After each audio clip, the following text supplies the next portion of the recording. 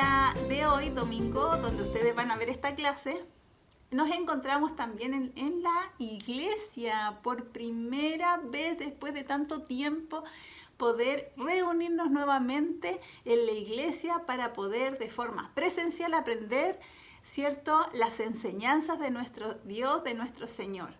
Así que para los que están en casa, este video que con mucho cariño les seguimos enviando, y también para nuestros amiguitos de Venezuela, les mandamos un abrazo muy grande, muchas bendiciones para cada uno de ustedes. Sabemos que no pueden venir, ¿cierto?, de tan lejos, pero sí queremos que ustedes sepan que de esta forma nosotros queremos seguir enseñando la palabra de Dios para ustedes, para que ustedes puedan seguir aprendiendo. Así que los bendecimos y le damos inicio a esta nueva clase del día de hoy, ¿cierto?, que lleva como título Pablo testifica ante un rey. ¿Ya? Ustedes la semana pasada aprendían con el tío Eric, ¿cierto?, que Pablo nuevamente estaba encarcelado, pero había un niño, ¿cierto?, que era su sobrino, que lo había salvado y que Pablo finalmente, después de todas las veces que él estuvo prisionero, nosotros también podemos aprender que todas las veces que estuvo prisionero fue porque fue acusado injustamente. Todo era súper injusto para Pablo, pero sabemos también que detrás de todas esas cosas el Señor tenía propósitos hermosos, gloriosos con la vida de Pablo. Así que esta semana vamos a aprender esta nueva lección y conocemos, ¿cierto?, que Pablo estaba prisionero. Era un hombre prisionero en la ciudad de Cesarea, ¿ya? Allí estuvo preso, ¿cierto? Aquí les voy a mostrar, aquí están los soldados, ¿cierto?, cuidando de Pablo porque él estaba prisionero. Y él estuvo 2 años preso en este lugar. Había un hombre, Félix, que gobernaba esta ciudad, pero dejó de gobernarla, ¿ya? Y el que pasó a gobernar este lugar fue Festo, así se llamaba, el nuevo gobernador. Y dice la palabra que este gobernador, cuando llega, ¿cierto?, a cumplir este rol, ¿cierto?, a tener esta responsabilidad, lo primero que hizo fue recibir el caso de Pablo, ver el caso de Pablo.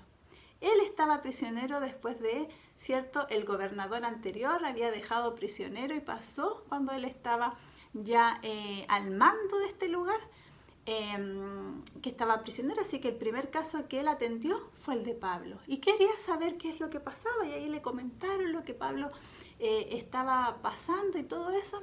Entonces vio que estos hombres judíos, ¿cierto?, principales, sacerdotes, acusaban a Pablo de diversas cosas respecto a la ley de ellos, que Pablo como que no respetaba las leyes. Sin embargo, él quiso escuchar a Pablo. Y Pablo habló, alzó la voz y dio gracias por esta oportunidad que se le estaba dando de poder defenderse, ya que estos hombres, el objetivo que tenían, lo que ellos querían poder hacer era matar a Pablo. Siempre su objetivo era matarlo, eliminarlo. Entonces ellos querían que este nuevo gobernador lo enviara para que fuera juzgado a Jerusalén y en el camino planeaban matarlo. Entonces este hombre no accedió a eso, a trasladarlo, porque Pablo dijo: yo quiero que me juzgue en Roma, ¿cierto? Entonces era lo justo. Entonces este hombre quiso escucharlo, dijo: no hay pruebas.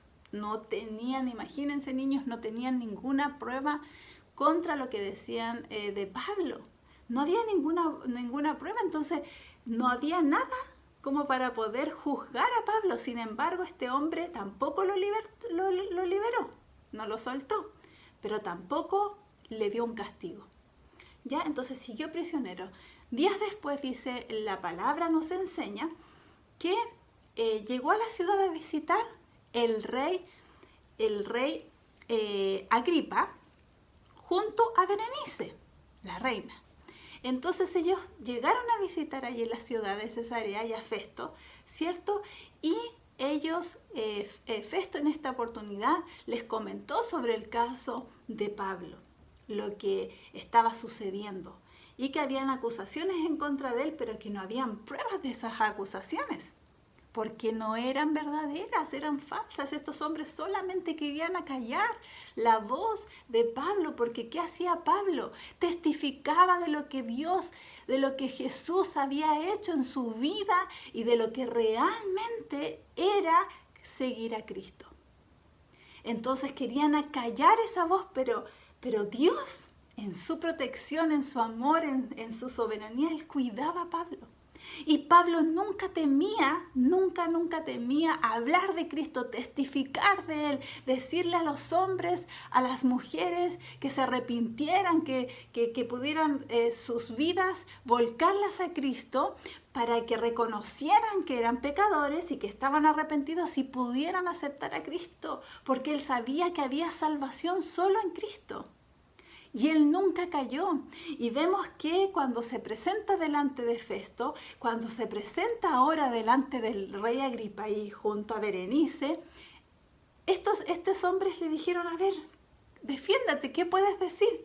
Y Pablo dijo, doy gracias porque me dan esta oportunidad de poder hablar y defenderme ante la majestad, ante su majestad, el rey que estaba ahí al frente de él. Y él comienza a hablar y empieza a testificar de lo que era Jesús, de quién era Dios.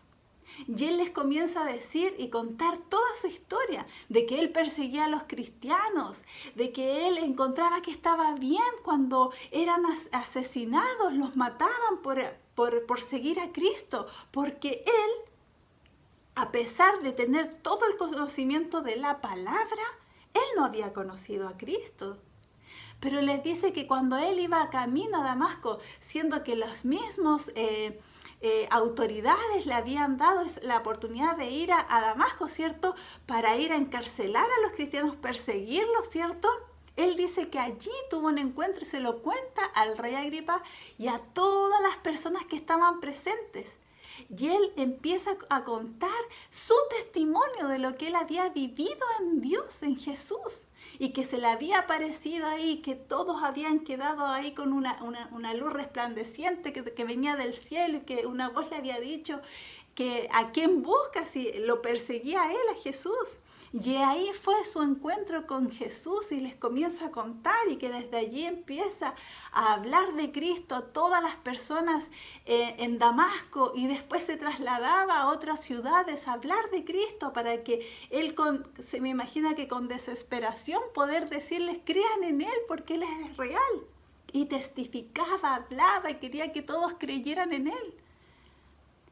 Él no cayó, aún no siendo que estaba delante de personas que podían castigarlo, que podían tal vez decir, mátenlo. Él no tuvo temor porque sabía quién estaba con él y él no temía hablar de Cristo. En ninguna oportunidad, en ninguna circunstancia se él cayó sus labios. Siempre tuvo la valentía de hablar de Dios. Entonces, el Señor a nosotros nos quiere enseñar que nosotros debemos hablarle a otros de Cristo, hablarle a otros de Dios. ¿Saben por qué? Porque solo en Él hay salvación. Porque Él es real, aunque nosotros no podamos verlo físicamente, y muchas veces a lo mejor ni sentirlo. Por fe creemos que Él es real, porque lo es. Y testificar significa hablarle a otros de Cristo. Hablarle a otros de lo maravilloso, grandioso y todopoderoso que Él es. Entonces yo en esta hora quiero invitarlos a ustedes. Aún en su edad corta, algunos tienen 6, 7, 8, 9 años, pero ustedes también pueden testificar de Cristo. Con sus amigos, con sus compañeros del colegio, ahora que ya comienzan las clases presenciales, con sus amigos de la casa, con su familia que a lo mejor no conoce al Señor. ustedes pueden hablar de Cristo, cómo ustedes aprenden en las clases de Él, cómo ustedes pueden tener también vivencias y ver cómo Él los protege día a día, cómo los ha cuidado durante este tiempo. El Señor se va a gozar en su corazón, va a estar tan contento de que nosotros podamos hablar de las maravillas de Él.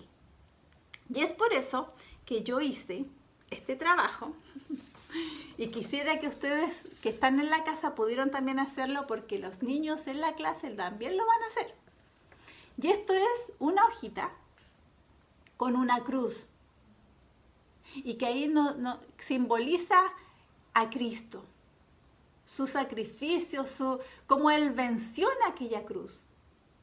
Y estas imágenes que salen alrededor dicen, bueno, el versículo clave de esta semana se encuentra en Hechos 26, capítulo 26, verso 22.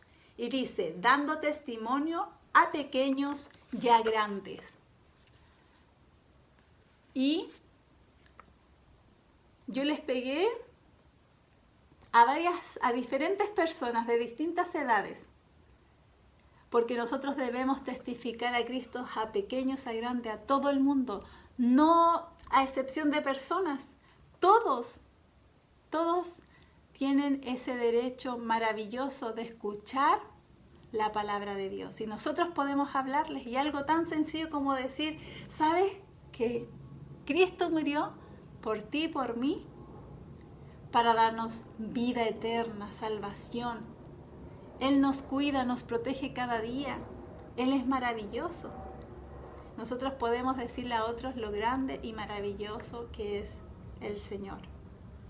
Y entonces este trabajito yo lo hice, ¿cierto? Para que ustedes, a lo mejor ustedes lo pueden pintar, pueden dibujar a personas.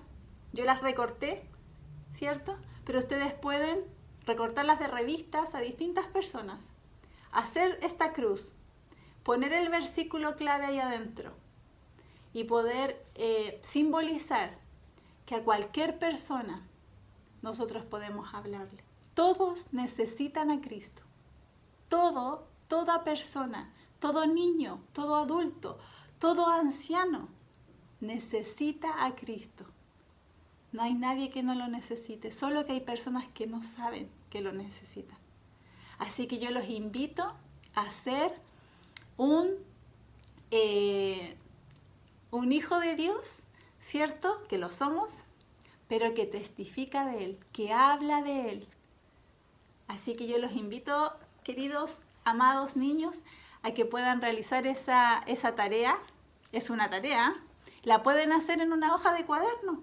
Dibujar niños, dibujar un abuelito, dibujar a un adulto y imaginar que todos necesitan escuchar de Cristo. Y con valentía y sin temor, así como Pablo lo hacía, a pesar de que estaban siendo bombardeado con acusaciones falsas, pero bombardeado con la finalidad de querer matarlo, él nunca calló su boca. Él siempre habló de Cristo y el Señor lo respaldó, siempre en todo. Así que los invito, niños, a ser esos misioneros, esos que dice la palabra que vayamos y contemos las buenas noticias de nuestro Señor Jesucristo. Así que les mando un besito muy grande. No se olviden que en Hechos 26-22 dice, dando testimonio a pequeños y a grandes. A todos necesitan a Cristo.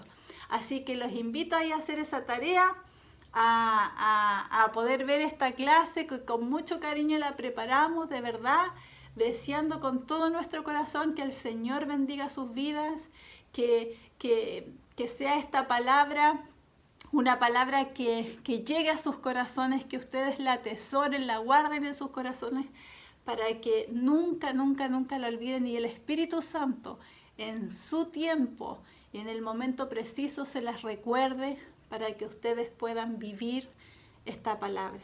Así que les quiero mucho. Junto a los tíos les mandamos muchos cariños con los niños que están de forma presencial. Esperamos verlos a todos cada domingo y les mando un beso grande. Que el Señor los bendiga y tengan una gran semana. Bendiciones. Chao, chao.